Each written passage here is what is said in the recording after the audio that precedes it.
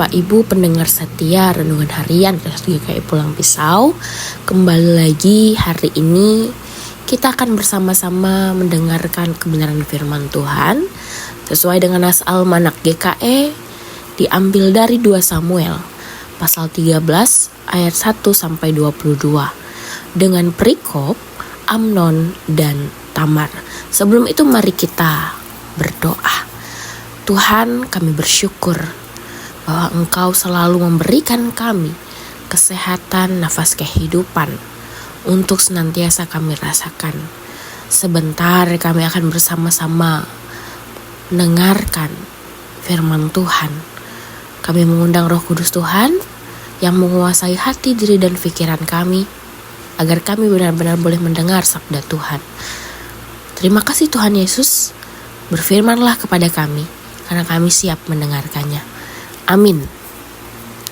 Bapak Ibu yang dikasihi dan diberkati oleh Tuhan, kebencian adalah reaksi emosi negatif yang timbul dari dalam diri seseorang.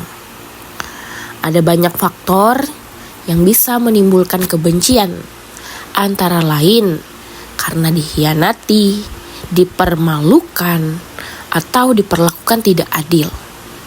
Dan kebencian tidak selalu langsung bisa terlihat dari orang lain, karena kebencian bisa disembunyikan di dalam hati.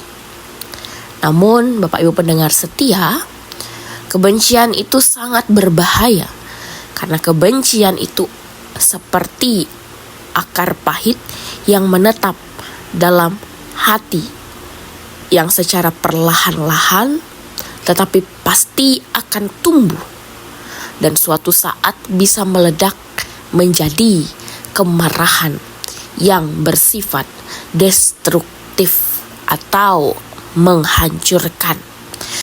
Nah, dalam teks kita hari ini kita melihat bahwa ada muncul sebuah kebencian akibat pemerkosaan Amnon terhadap Tamar. Absalom yang adalah kakak kandung dari Tamar menyimpan kebencian terhadap Amnon. Lebih-lebih karena Raja Daud meskipun marah tidak menghukum Amnon secara adil. Inilah yang menambah kebencian Absalom terhadap Amnon. Setelah beberapa tahun berlalu, kebencian di hati Absalom tidak juga berlalu. Selama 2 tahun, Absalom menanti waktu yang tepat untuk membalas dendam dengan merancangkan pembunuhan terhadap Amnon, yaitu dalam acara pengguntingan bulu domba di Baal Hazor yang sengaja ia selenggarakan dengan mengundang saudara-saudaranya termasuk Amnon. Bapak Ibu pendengar setia, saat pesta itu berlangsunglah orang-orangnya membunuh Amnon. Kemudian Absalom langsung melarikan diri untuk menghindar dari hukuman yang sangat mungkin diterimanya dari Raja Daud.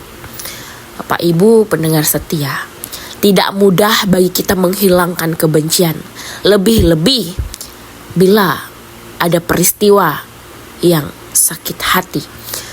Kebencian itu seperti kanker yang perlahan-lahan menggeronggoti tubuh.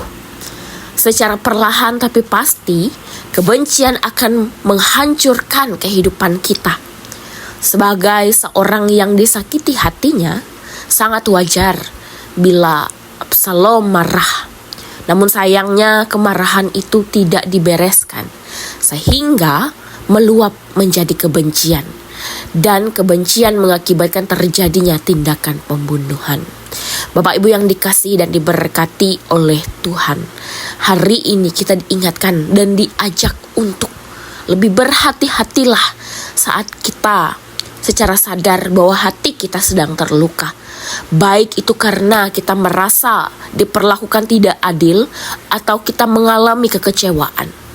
Hati yang terluka bisa berkembang menjadi sebuah kebencian. Kebencian yang tidak diselesaikan secara tuntas melalui pengampunan dan pemulihan hubungan bisa terus berkembang menjadi tindakan kejahatan. Marilah kita hari ini memiliki kepekaan hati untuk memeriksa dan menyelesaikan akar-akar kepahitan yang ada dalam hati kita masing-masing. Dengan mengingat pengampunan dosa yang telah kita terima dari Tuhan Yesus Kristus, marilah kita pun belajar untuk mengampuni orang yang telah melukai hati kita. Amin. Untuk firman Tuhan, kita menaikkan doa syafaat kita. Bapa dalam kerajaan surga, terima kasih untuk suara firman Tuhan yang boleh kami dengarkan pada saat ini. Biarlah itu tidak menjadi hal yang sia-sia, melainkan boleh menjadi rema dalam hidup dan kehidupan kami.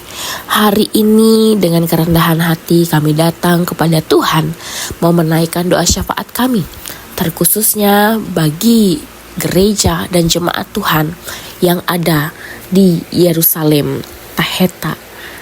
Engkau berkati ya Bapa setiap hamba-hamba Tuhan yang melayani di tempat itu, baik itu pendeta, penetua, dan diakon.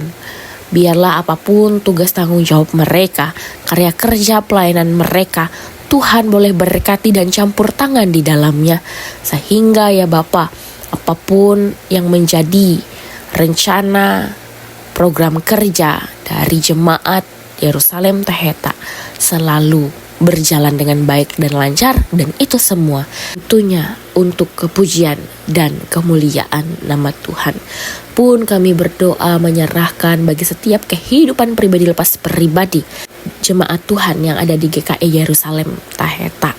Apapun pekerjaan yang mereka lakukan, usaha pekerjaan, sawah ladang ternak yang mereka miliki, selalu Tuhan berkati, sehingga anugerah berkat Tuhan mengalir dan tercurah bagi hidup dan kehidupan mereka pribadi lepas pribadi.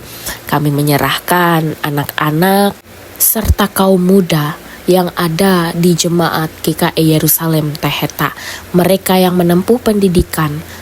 Tuhan jaga pelihara lindungi, berikan roh hikmat, kepintaran, kebijaksanaan. Jauhkan dari rasa malas, jauhkan dari pergaulan-pergaulan bebas yang dapat merusak bahkan menghancurkan masa depan mereka. Terima kasih Tuhan, inilah kami dengan segala pengharapan dan kerinduan kami. Doa ini kami akhiri dan kami alaskan dengan doa Bapa kami. Bapa kami yang ada di sorga, dikuduskanlah namamu, datanglah kerajaanmu, jadilah kehendakmu di bumi seperti di sorga. Dan berikanlah kami pada hari ini makanan kami yang secukupnya, dan ampunilah kami akan kesalahan kami seperti kami juga mengampuni orang yang bersalah kepada kami. Dan janganlah membawa kami ke dalam pencobaan, tapi lepaskanlah kami daripada yang jahat, karena Engkau punya kerajaan dan kuasa dan kemuliaan sampai selama-lamanya. Amin.